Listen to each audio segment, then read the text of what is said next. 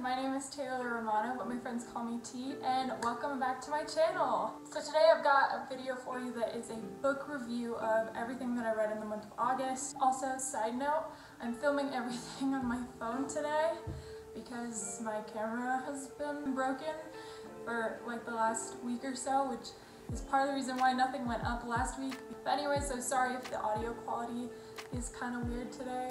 My house is very echoey. I mentioned a little bit about myself in the reintroduction video I did a couple weeks back. I really enjoy reading. I've always wanted to be a part of BookTube. I follow a lot of booktubers. I don't think that's what this channel is going to become because I will be doing lots of other things besides book reviews and whatnot. Anyway, so the first book I read this month was called The Alice Network. I knew nothing about this book in advance. I had never heard of it before. I randomly picked it up when I was in Greece 2 years ago now. There are vlogs about that whole experience on my channel. I was staying at a hostel and they had this like book exchange shelf and I saw this sitting there. And the day before I had seen a woman reading it on the beach, and so that was my really only reason for picking it up. But I'm so happy I did. Besides the fact that it sat on my shelf for 2+ years without me reading it, this book has become one of my all-time favorite books. I know that's a really big thing to say for my first video book review, but truly, truly. The Alice Network has 2 protagonists, and each chapter alternates between the 2. One is named Charlie and the other one is Eve, and Eve is a spy during World War I, so she's super badass, and I was always intrigued with every single one of her chapters.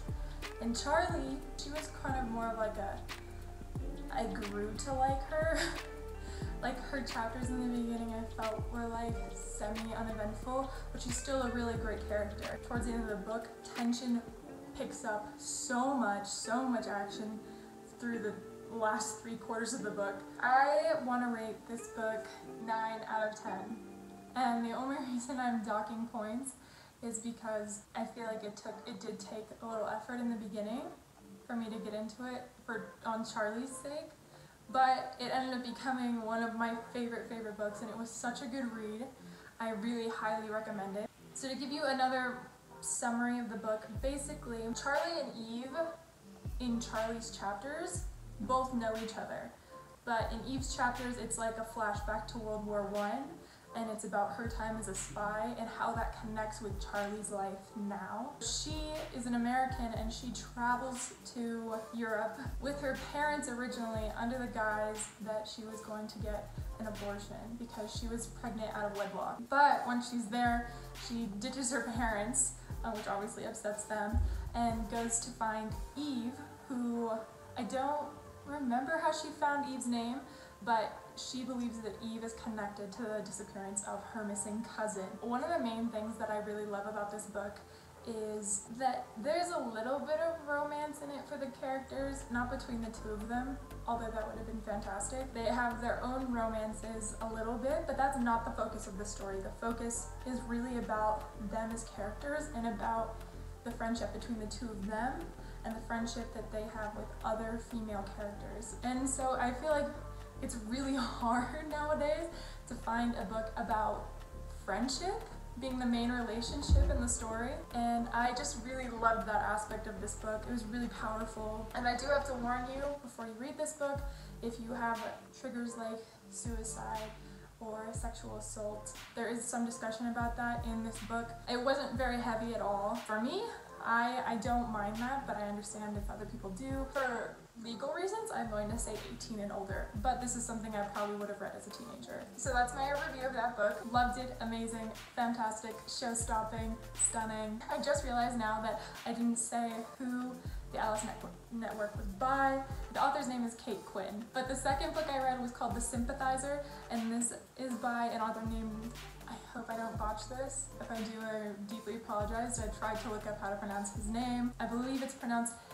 Viet Nyugen. He is an American Vietnamese author. His book is also a historical war fiction novel, and it is about a communist sleeper agent post-Vietnam in the US. And this book, I'm going to give an 8 out of 10 because I still think this was a fantastic book, but I do have some things that kind of bothered me about the book. The Sympathizer actually won a Pulitzer Prize and several other awards, and I do think it deserved them, but for a war novel and a spy novel, I expected a lot more action and tension, and to be honest, the first piece of action didn't happen until page 30, and then it went kind of quiet again for another 50 pages, and really there wasn't a ton of action until the very end of the book. But I'm kind of going to forgive that a little bit because I realized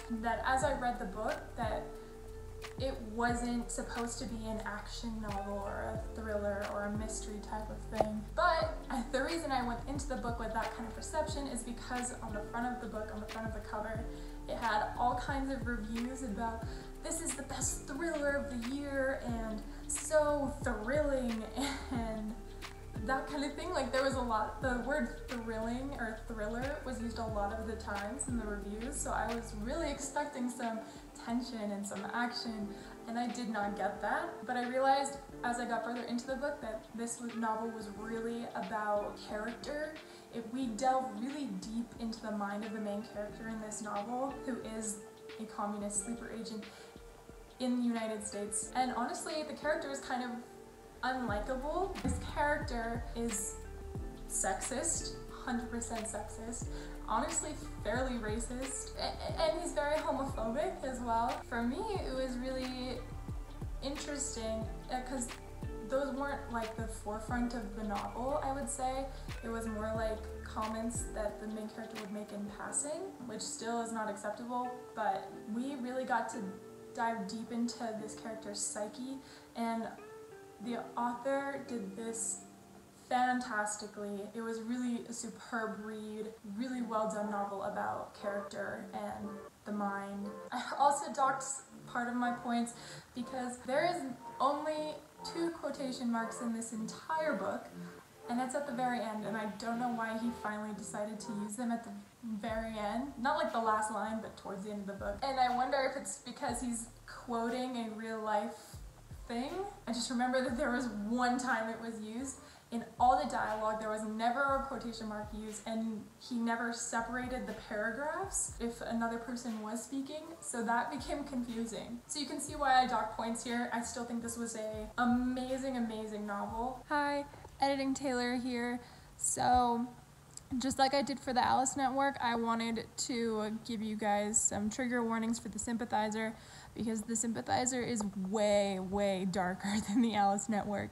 There is a lot more violence, a lot more depictions of sexual assault, definitely very clear suicidal thoughts. Again, this is probably something that I might have read as a late teenager, but I don't want to be the one that suggests that children read this book. So the next book I read was If Beale Street Could Talk by James Baldwin, which I believe like 2 or 3 years ago became a movie. Sorry, I just have to adjust again because the light keeps changing in here. I feel like I want to give it a 9. I know I'm highly rating all of these books, but they were genuinely so good. Yeah, we'll give it a 9 out of 10 because James Baldwin is a literary genius. He's so good. I've read several other of his novels. He's fantastic. If Beale Street Could Talk was one of the few that I have not read yet, and I'm so happy I did. This book made me cry several times. If Beale Street Could Talk is an incredible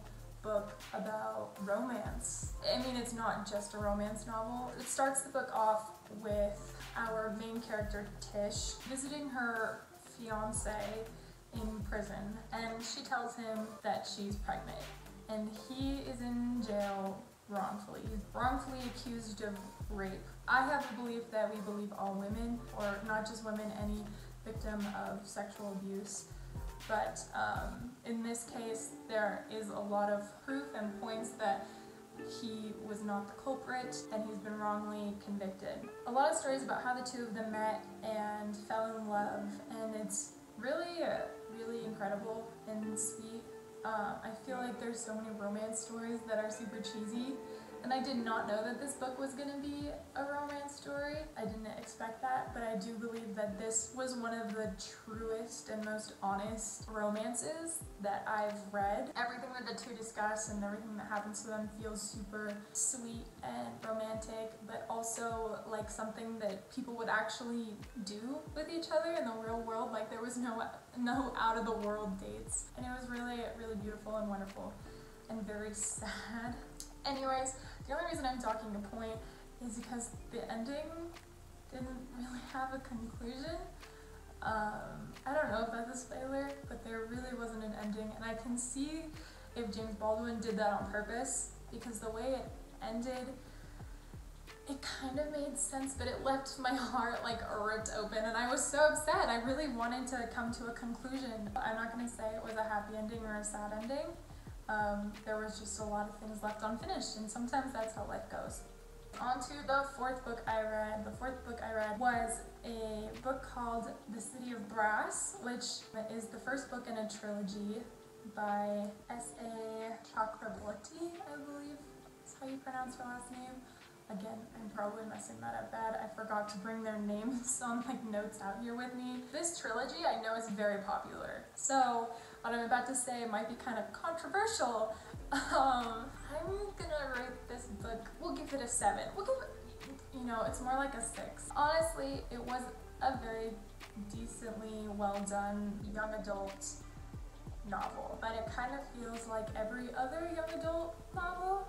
Do you know what I mean? Like, the main thing that I thought was impressive, it was based in a mythology and lore that is not European. That's not common to run into. And also one of the main characters was black, which, wow, so out of the box for YA. That is rare to see. Other than that, I don't know. This book just kind of like felt basic to me. Like the lore was new. It's something that I haven't read about before, so I found that really fascinating. But I think it was really hard for me to understand it because the way it was explained was not well done. There's again 2 main characters, or at least 2 different points of view. One from a character named, or whose nickname is Ollie. And Ollie is our black main character, and he is the prince of a mythical city called Devabad. Alright, and he's what's called a djinn. Nowadays we would call that a genie. I love this character. There are these half-human, half-djinn hybrids living in Devabad called the Shafit. They're treated as a lesser class, or as lower class, and are treated very poorly in Devabad. And Prince Ali is fighting for their liberation, basically. So I love him. I think he's great. I think he's a powerful activist and not a racist, which we love. Other characters named Nadi, and we start from her point of view for like the first 3 chapters, and then after that it alternates between her and Ali. Nadi grew up in Cairo. She is an orphan, and a con artist in Cairo. Basically, she has these powers where she can sense someone's illness and she can heal them. The healing part is kind of like hit or miss. She presents herself as some like mystic woman in Cairo and cons a bunch of politicians and people in power and with money into paying her for her services. Like, she'll pretend that they are sick and then pretend to treat them. And on top of that, she is performing these things called czars, which is basically like a exorcism. But now let's get into why I'm docking it points. So, I don't know if I can do this spoiler free, so I am going to put a spoiler warning right here, and you can skip to the time code below if you do not want to be spoiled. But this book has been out for several years, and I feel like it's been covered on several booktube channels, so people probably already know what it's about. Anyways, one of the big reasons I'm docking points is because I don't like Dara.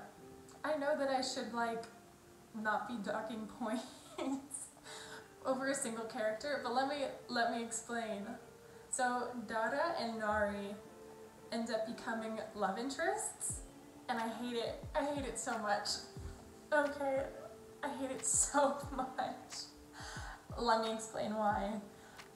Dara is a racist. Like, it's so obvious he's such a racist, okay? Because when he believes that she's Shafit, he goes on and on about how disgusting the Shafit are and how disgusting the other tribes are that are not this one that Nari supposedly is.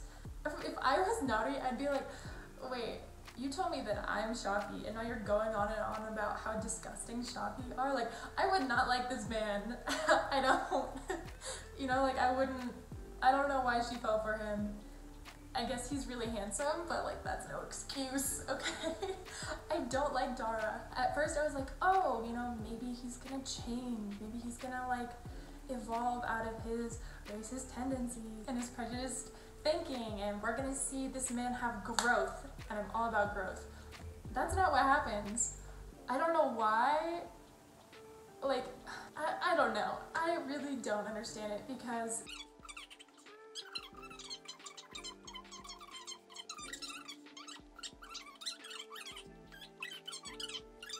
like she keeps hyping up how handsome Dara is and how strong and how good of a fighter he is. But he sucks.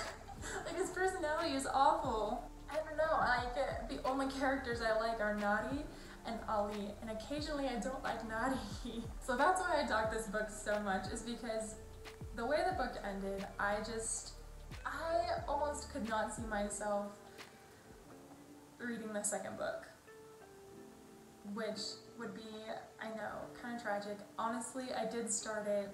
I'm 4 chapters in at this point, and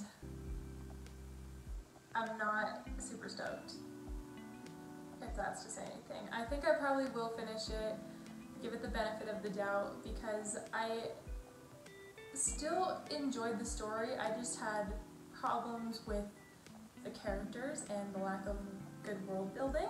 Oh, another reason I'm docking points. Nari and Dara's trip from Cairo to Devabad took forever in the book. It took so long, like half of the book, and this book is like 600 pages. And like the majority of the action all takes place once they're in Devabad. So that's like only 300 pages of action at the end. Do you see where I'm coming from? Like, I just was really, I don't know. I was not a big fan. I think I'll still read the second one because hopefully something changes my mind and Nadi drops Dara's ass on the pavement and burns his stuff and is like, bye. Yeah, sorry, that last review took a significant amount of time of this video, I'm sure. Now that review is all done, those are the 4 books that I read this last month, in the month of August. I hope you guys enjoyed this book review, and if you did, please hit that like button, and if you want to see more videos from me, hit that subscribe button, and leave a comment down below if you have any book suggestions. To be honest, my TBR list is a gazillion miles long, but that does not mean that I don't accept more recommendations. So leave them in the comments down below, and if you agree or disagree with me on any of these opinions, let me know in the comments. And I hope you guys enjoy, and I hope you have an absolutely wonderful day, /week, /month, /life. And I will see you guys next time. Bye.